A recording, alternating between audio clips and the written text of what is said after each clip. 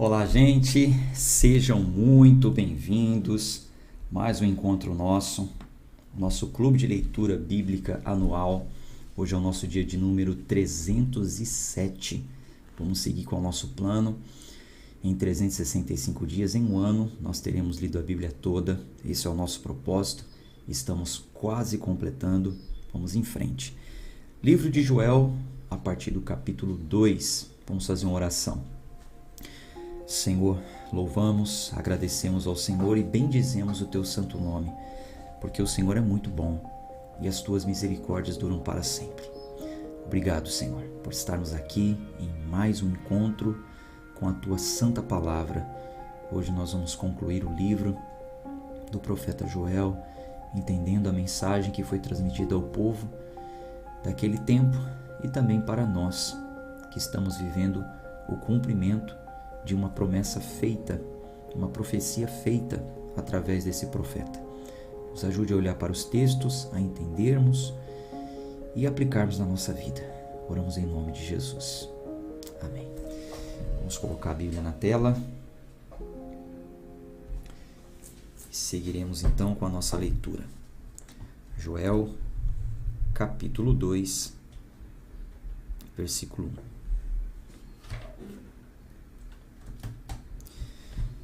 Tocai a trombeta em Sião e tocai o alarme no meu santo monte. Tremam todos os habitantes da terra, porque o dia do Senhor vem e está próximo. Um dia de trevas e de escuridão, um dia de nuvens e de densas trevas, como a manhã espalhada sobre os montes. Um povo grande e forte, como nunca antes se viu, nem jamais se verá depois destes, mesmo nos anos de muitas gerações. Um fogo consome diante deles, e atrás deles uma chama queima. A terra é como o jardim do Éden diante deles, mas atrás deles um desolado deserto. Sim, nada lhes escapará. Então, o que está acontecendo aqui? Vocês se lembram que o livro inicia com o Senhor dizendo que enviaria como juízo um exército, o exército de gafanhotos / homens, né? Como eu falei para vocês, comparado ali a 4 insetos mais conhecido e famigerado como o gafanhoto cortador, migrador, devorador, destruidor. Então, aí o capítulo 2 começa dizendo: toque um alarme, pode anunciar que isso vai acontecer. A terra para eles, para esse exército, é como se fosse um Éden, mas atrás deles, depois que eles passarem, vai ficar como um jardim. Aliás, desculpe, como um deserto. O jardim se tornará como um deserto. Versículo 4. A sua aparência é como a aparência de cavalos, e como cavaleiros assim correm. Como o barulho de carruagens sobre os cumes dos montes irão saltar, como o ruído da chama de fogo que devora o restolho, como um povo poderoso em posição de combate. Diante da face deles, o povo sentirá muita dor, todos os rostos se tornarão enegrecidos. Eles correrão como homens poderosos, subirão os muros como homens de guerra, e marchará cada um no seu caminho, e não se desviará das suas fileiras. Ninguém empurrará o outro, andará cada um pelo seu caminho, e quando caírem sobre a espada, não serão feridos. Irão pela cidade, correrão pelos muros, subirão nas casas, entrarão pelas janelas como um ladrão. A terra tremerá diante deles, os céus se abalarão, o sol e a lua se escurecerão, e as estrelas retirarão seu brilho. E o Senhor levantará a sua voz diante do seu exército, porque o seu campo é muitíssimo grande. Pois ele é forte e executa sua palavra, porque o dia do Senhor é grande, é muito terrível, e quem o poderá suportar? Portanto, agora, diz o Senhor, convertei-vos a mim de todo o vosso coração, e com jejum, e com choro, e com pranto.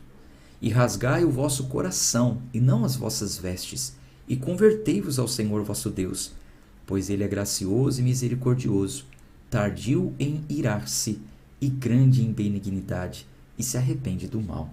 Então, notem que o discurso mudou. Então, na primeira parte do capítulo 1 até o capítulo 2, versículo 11, Joel vinha ali falando sobre um juízo, falando sobre um ataque, falando sobre uma destruição, falando sobre o dia do Senhor, o que iria acontecer naquele dia. No capítulo 12, então, o discurso já muda e ele agora começa a anunciar a misericórdia do Senhor, a graça do Senhor. Vocês merecem punição, mas, portanto, versículo 12, portanto, diz o Senhor, convertei-vos, se convertam. Então, aqui está dizendo que o Senhor é grande em misericórdia. O Senhor se arrepende do mal. Já expliquei isso para vocês esse ano. A palavra arrepende, o Senhor se arrepende do mal. Ela tem vários sentidos, depende do contexto, né?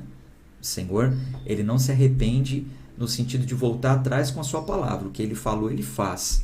Mas arrependimento no sentido de fiquei triste. Estou triste com isso, né? Nós muitas vezes já passamos por isso, né? De acontecer alguma coisa, a gente olha, nossa, poxa, aquele sentimento de arrependimento, mas no sentido de estou triste com isso que aconteceu, né? Mas no que diz respeito à palavra dele, ele iria cumprir, ele não voltaria atrás. Todos os profetas anunciaram e falaram a mesma coisa. Porém, Joel está falando, ele é misericordioso. Ele fica triste de ver, ele não tem prazer de ver as pessoas sendo punidas. Ele se arrepende desse mal, né? Entre aspas. Então, clame ao Senhor, fale com o Senhor, se convertam. Mas essa conversão aqui, ela precisaria ser de coração. Uma conversão verdadeira. Quando ele diz, convertei-vos a mim o vosso coração. Convertei-vos a mim de todo o vosso coração, com jejum, com choro, com pranto, rasgai o vosso coração e não as vossas vestes. Não é uma aparência, não é uma aparente conversão, mas rasgue o coração e não as vossas vestes. Então, o Senhor poderia ser misericordioso? Sim, porém, ele exige que o arrependimento seja sincero e de coração. Quem sabe, versículo 14, quem sabe se não retornará e se arrependerá, e deixará uma bênção após si, uma oferta de alimento e uma oferta de bebida para o Senhor vosso Deus. Tocai a trombeta em Sião, santificai o jejum, convocai uma assembléia solene, reuni o povo, santificai a congregação, ajuntai os anciãos, congregai as crianças, os que mamam e os que mamam os seios. Saia o noivo de sua câmara e a noiva de seu recinto. Chorem os sacerdotes, ministros do Senhor. E entre o alpendre e o altar, digam, poupa o teu povo, ó Senhor, e não entregues a tua herança ao opróbrio, para que os gentios o governem. Porque diriam entre os povos, onde está o seu Deus? Então, o Senhor se mostrará zeloso da sua terra, e se compadecerá do seu povo. Sim, o Senhor responderá e dirá ao seu povo, eis que vos enviarei o trigo, e o vinho, e o azeite, e sereis fartos deles, e não mais fareis de vós opróbrio entre os gentios, mas removerei para longe de vós o exército do norte, e o lançarei em uma terra estéril e desolada, com a sua frente para o mar oriental, e a sua retaguarda para o mar ocidental, e o seu mau cheiro subirá, e também a sua podridão, porque ele fez grandes coisas. Não temas, ó terra, regozija-te e alegra-te, porque o Senhor fará grandes coisas. Não temais, animais do campo, porque os pastos do deserto reverdecerão, porque a árvore dará o seu fruto, a figueira e a videira darão a sua força. Então, alegrai-vos, filhos de Sião, e regozijai-vos no Senhor vosso Deus, porque ele vos dará a chuva temporã moderadamente. Ele fará descer para vós a chuva temporã e a serôdia no primeiro mês. E as eiras se encherão de trigo, e os lagares transbordarão de vinho e azeite. E restituirei a vós os anos que a locusta comeu, a lagarta verde, a lagarta da borboleta e a tarturana, e o meu grande exército que enviei contra vós. Então, se no primeiro capítulo ele anuncia sentença, juízo, na primeira parte, aliás, capítulo 1 e metade do capítulo 2 vem anunciando sentença, juízo, essa praga / exército de homens. Aqui no capítulo do meio do capítulo 2 para frente, começou a anunciar misericórdia, graça, salvação, restituição. Então, restituirei os anos que a locusta comeu. Então, toda essa destruição que causou, o Senhor está dizendo, eu vou restituir, eu vou enviar para vocês a chuva no seu tempo, e aí a terra vai voltar a dar o seu fruto. Versículo 26. E comereis abundantemente, e vos satisfareis, e louvareis o nome do Senhor vosso Deus, que procedeu maravilhosamente para convosco, e o meu povo nunca mais será envergonhado. E vós sabereis que eu estou no meio de Israel, e que eu sou o Senhor vosso Deus, e ninguém mais. Eu sou o Senhor vosso Deus e ninguém mais. E o meu povo nunca mais será envergonhado. E acontecerá que, depois, derramarei o meu espírito sobre toda a carne, e vossos filhos e vossas filhas profetizarão, os vossos velhos sonharão sonhos, e vossos jovens verão visões. E também sobre os servos e sobre as servas naqueles dias derramarei o meu espírito. Aí aqui já é uma promessa que aponta para um tempo futuro, né? Nós já estamos vivendo esse tempo, mas o povo de Israel viveu o cumprimento dessa profecia após a vinda de Cristo, após a obra de Cristo, a conclusão, sua morte, ressurreição e ascensão, quando ele enviou o Espírito Santo. É a promessa do derramamento do Espírito Santo. Só seria possível que o Espírito Santo fosse derramado sobre toda a carne quando o pecado de toda a carne fosse perdoado. E esse pecado, ele só é perdoado, primeiro, quando a pessoa recebe um novo coração, é o que Jesus chamou de novo nascimento, falou para Nicodemos, nós já lemos, já explicamos isso. Segundo, ela aceita o Senhor Jesus como seu único, exclusivo, suficiente Salvador, então ela recebe a justificação dos seus pecados. Continuamos pecadores, porém justificados, né? Não na prática do pecado, pecados penitentes, mas perante o Senhor ainda somos pecadores, corruptos, a nossa carne é corrupta, nossa natureza é corrupta, porém o sangue de Cristo está sobre nós, nos cobre, nos justifica, e a promessa dele, que ele também quando esteve aqui, ele prometeu, subirei ao Pai, mas eu enviarei o Espírito Santo, e ele estará convosco até a consumação do século, e ele vos ensinará todas as coisas, ele vai convencer o mundo do pecado, da justiça e do juízo, ele vai ser um guia para toda a verdade, ele me glorificará, enfim, Jesus fez várias promessas sobre o Espírito Santo. Isso se cumpriu, tanto é que lá em Atos 2, quando depois do Pentecoste, o apóstolo Pedro ele fez uma pregação, ele falou para as pessoas, o que está acontecendo aqui hoje é o cumprimento da promessa de Joel. Aí ele recitou esse versículo aqui, ó. Então esse mesmo versículo nós vemos ele sendo citado lá em Atos 2 e já passamos também esse ano por essa leitura. É uma promessa gloriosa, maravilhosa, que se cumpre nos nossos dias. Temos vivido isso. Versículo 30. E mostrarei maravilhas no céu e na terra, sangue e fogo e pilares de fumaça. O sol se converterá em trevas e a lua em sangue, antes que venha o grande e terrível dia do Senhor. Agora isso aqui, que eu deixei em azul, ó, isso aqui que está em verde, era uma promessa para o futuro e já se cumpriu, como eu te expliquei. Isso aqui que está em azul é uma promessa para o futuro e ainda há de se cumprir. Isso aqui que está em verde era uma promessa para o futuro e quem citou o cumprimento dela? Pedro. Isso aqui que está em azul é uma promessa para o futuro e quem citou que ela vai se cumprir? João, no Apocalipse. E a gente vai falar sobre isso quando estivermos lendo o livro do Apocalipse. Então, outro dia, deixa eu abrir um parênteses aqui, comentar uma coisa com vocês. Outro dia eu fui convidado para participar de um encontro chamado de Mastermind, né? É um encontro de mentes mestres, um grupo de empresários, e o empresário conhecido meu, tenho uma grande consideração por ele, ele me convidou para nesse dia trazer uma mensagem para esse grupo de empresários. O objetivo principal ali da mensagem seria falar sobre a inteligência artificial, né? Como que a inteligência artificial está impactando a teologia, que é o estudo sobre Deus, né?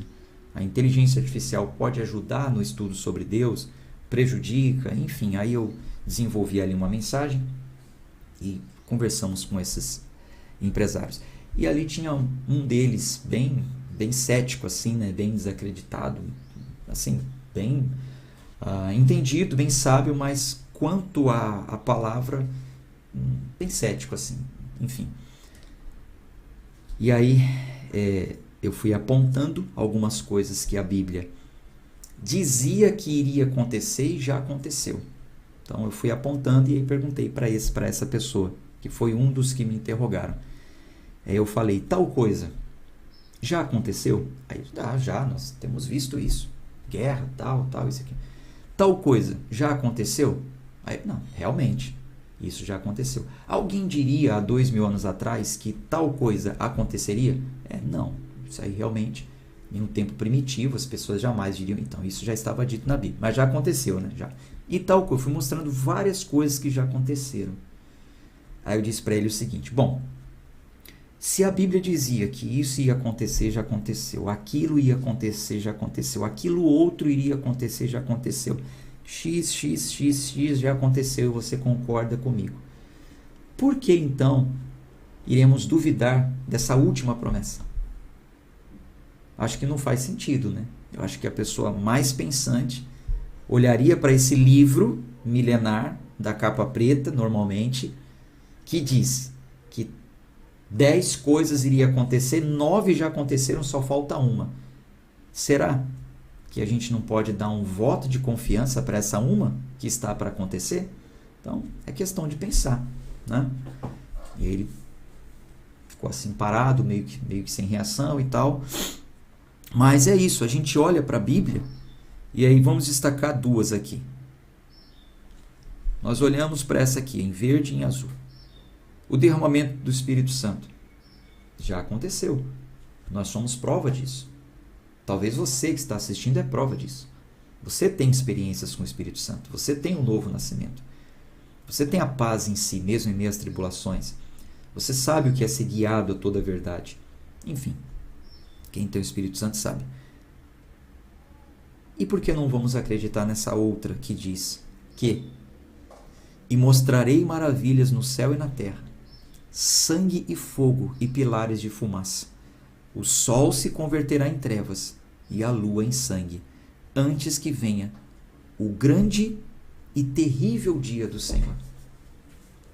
Então, essa é uma promessa que nós aguardamos. O grande e terrível dia do Senhor. Ele virá. Esse dia vai chegar. Em outras partes também já foi falado sobre o dia do Senhor. Eu falei ontem, na visão panorâmica, eu recitei aqui as outras partes que falam sobre esse dia. Vai acontecer. Tá, e aí a gente tem que ficar desesperado, aflito, eu não vou nem dormir, eu estou morrendo de medo, né? A gente está vendo aí alguns influenciadores, influencers, dizendo, ai, nossa, eu acho que esse negócio aí é sério mesmo, eu estou com medo, hein? Jesus vai voltar, o mundo vai acabar e não sei o que e tal. É para a gente ficar assim? Não. Por quê? Versículo 32. Então acontecerá que todo aquele que invocar o nome do Senhor será salvo, porque no monte Sião e em Jerusalém haverá livramento, assim como disse o Senhor, e entre os remanescentes aqueles que o Senhor irá chamar. Isso aqui é muito glorioso. São os chamados, né? Muitos são chamados, né? Mas poucos são os escolhidos. Mas aqueles que o Senhor chamar e o invocar, é um escolhido, então será salvo. Vamos para o capítulo 3. Joel capítulo 3. Porque eis que naqueles dias e naquele tempo, em que trarei novamente o cativeiro de Judá e de Jerusalém, e também reunirei todas as nações, e as farei descer ao vale de Josafá, e ali com elas pleitearei por causa do meu povo e a minha herança, Israel, e a quem elas espalharam entre as nações e repartiram a minha terra. E lançaram sorte sobre o meu povo, e deram um menino por uma prostituta, e venderam uma menina por um vinho, para que pudessem bebê-lo. E também, que tendes vós comigo, ó Tiro e Sidom, e todos os termos da Palestina, irão dar-me recompensa? Pois, se me recompensas assim, com agilidade e rapidez retornarei a vossa recompensa sobre a vossa cabeça, porque levastes a minha prata e o meu ouro, e puseste nos vossos templos as minhas coisas desejáveis e formosas. Os filhos de Judá e os filhos de Jerusalém também vendestes aos gregos, para os apartar para longe dos seus termos. Eis que eu os retirarei do lugar para onde os vendestes, e retornarei a vossa recompensa sobre a vossa própria cabeça. E venderei vossos filhos e vossas filhas na mão dos filhos de Judá, e eles os venderão aos salbeus, a um povo distante, porque o Senhor disse. Proclamai isso entre os gentios, preparai a guerra, acordai os homens poderosos, cheguem-se, subam todos os homens de guerra, forjai espadas das vossas enxadas e lanças das vossas foices. Que o fraco diga, eu sou forte. Ajuntai-vos e vinde, todos os pagãos em redor. Reuni-vos, faze descer ali os teus fortes, ó Senhor. Despertem-se os pagãos e subam ao vale de Josafá, pois ali me assentarei para julgar todos os pagãos em redor.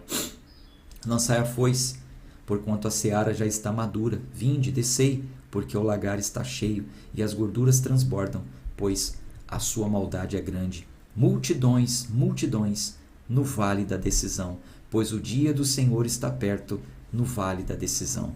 O sol e a lua escurecerão, e as estrelas retirarão seu brilho. O Senhor também rugirá de Sião, e fará ouvir a sua voz em Jerusalém, e os céus e a terra tremerão, mas o Senhor será a esperança do seu povo e a força dos filhos de Israel. E vós sabereis que eu sou o Senhor vosso Deus, que habito em Sião, o meu santo monte. Então Jerusalém será santa, e estranhos não passarão mais por ela. E acontecerá que, naquele dia, os montes derramarão vinho, e as colinas manarão leite, e todos os rios de Judá estarão cheios de águas, e uma fonte sairá da casa do Senhor, e regará o vale de Sitim. O Egito será uma desolação, e Edom será um deserto assolado, por causa da violência contra os filhos de Judá, porque derramaram sangue inocente em sua terra. Mas Judá será habitada para sempre, e Jerusalém de geração em geração, porquanto purificarei o sangue daqueles que eu não tinha purificado, porque o Senhor habita em Sião. Graças a Deus, mais um livro concluído, e você coloca aí nos comentários a sua gratidão. Comemore sempre, inclusive na sua vida, pequenas conquistas, pequenas vitórias. Crie memórias boas, né? Memórias afetivas boas. Comemore. Coloque aí glória a Deus, graças a Deus, concluí mais um livro. Nós estamos chegando lá, falta muito pouco para fecharmos a leitura desse ano, tá bom? Amanhã a gente continua, Visão Panorâmica, um novo livro. Se Deus quiser, estaremos juntos nesse mesmo horário. Um abraço de fé e força, até amanhã.